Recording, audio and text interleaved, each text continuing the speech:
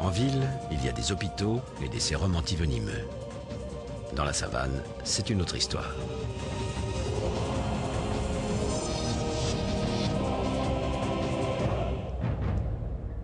Bien naïf, celui qui croit trouver dans les arbres un refuge contre les serpents. Certains, comme ce boomslang, ne vivent que dans les arbres. Sa longueur, 2 mètres au moins. Sa couleur, le parfait camouflage pour chasser à l'affût dans le feuillage.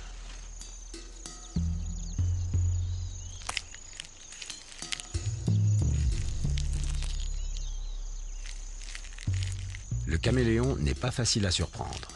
Ses yeux voient de tous côtés et ils se font à sa guise dans le décor. C'est pourtant lui la proie préférée du boomslang.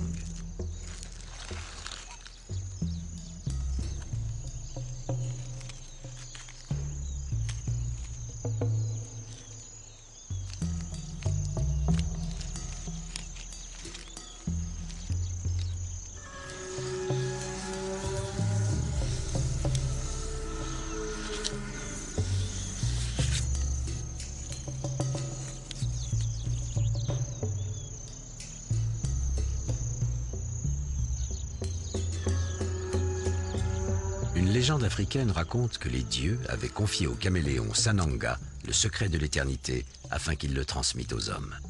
Mais jamais pressé, le caméléon n'a pas rempli sa mission à temps et à cause de lui, la mort a fait son entrée dans notre monde.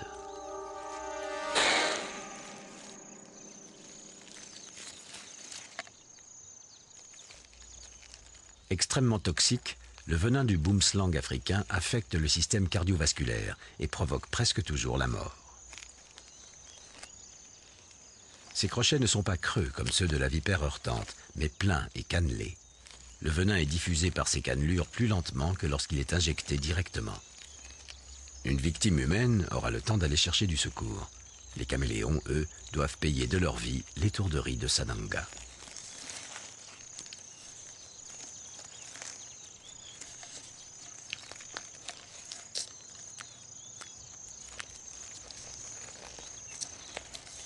Le boomslang est un chasseur efficace, mais il existe en Afrique une autre espèce largement représentée dont les attaques sont encore plus fulgurantes.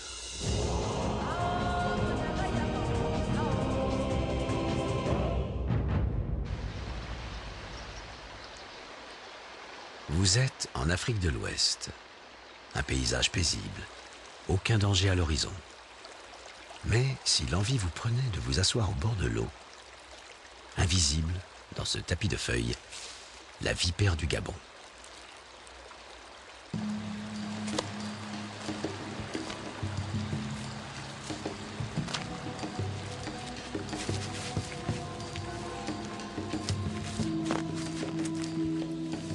Effrayante, mais pas agressive, elle n'attaque l'homme que si celui-ci la menace ou lui marche malencontreusement dessus.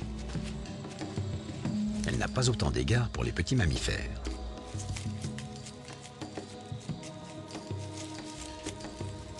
Elle restera immobile des heures durant, jusqu'à ce qu'une odeur ou une vibration lui révèle la présence d'une proie.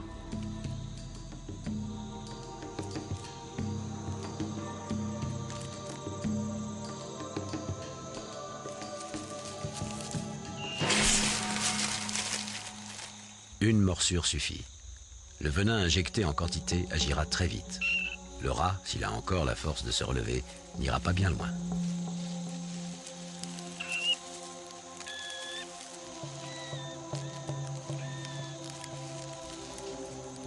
La vipère le suit à la trace, mais elle ne l'approchera pas tout de suite. Peut-être pour éviter d'être mordue ou griffée. Elle attendra que sa victime soit tout à fait morte.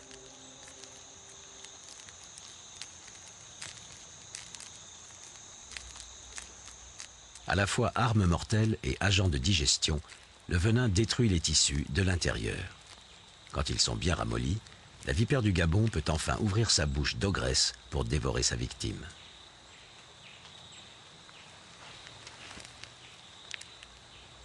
Les crochets, extraordinairement longs, 5 cm, se déploient comme des couteaux à cran d'arrêt pour pousser le rat vers le fond du gosier. La mâchoire s'ouvre démesurément pour en faciliter le passage.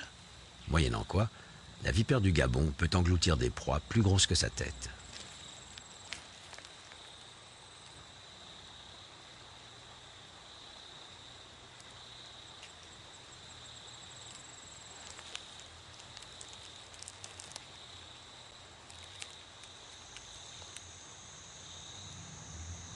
une efficacité à faire froid dans le dos.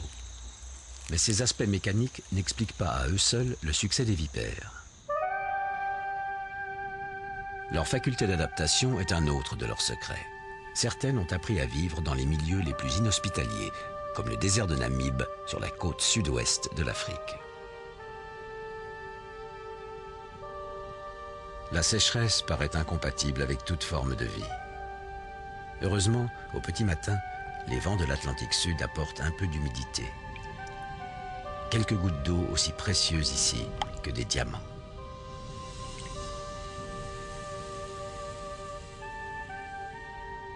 À l'aube, la vipère de Perengay cueille la rosée sur ses écailles.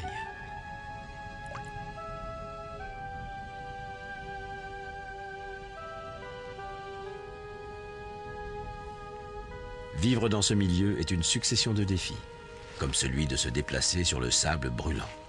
Il atteint une température de 50 degrés.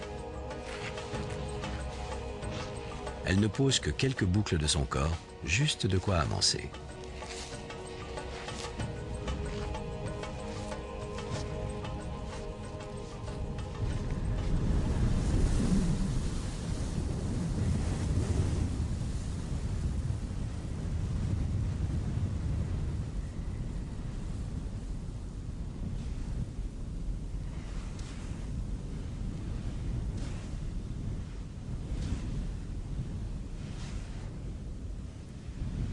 Autre difficulté, trouver de quoi se nourrir.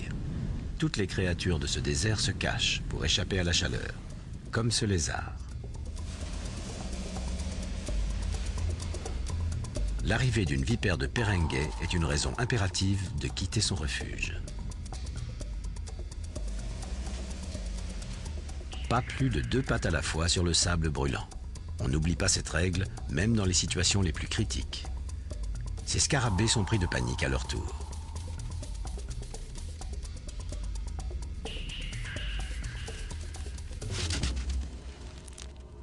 La vipère opte finalement pour sa tactique de chasse préférée, l'embuscade.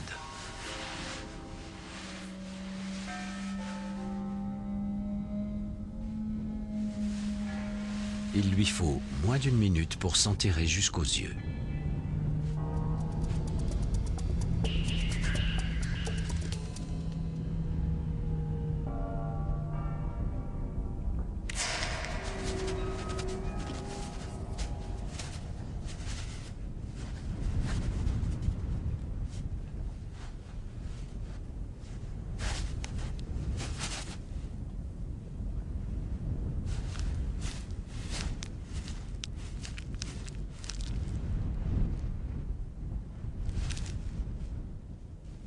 Ne quittant jamais son désert, la vipère de Perengay fait peu de victimes parmi les hommes.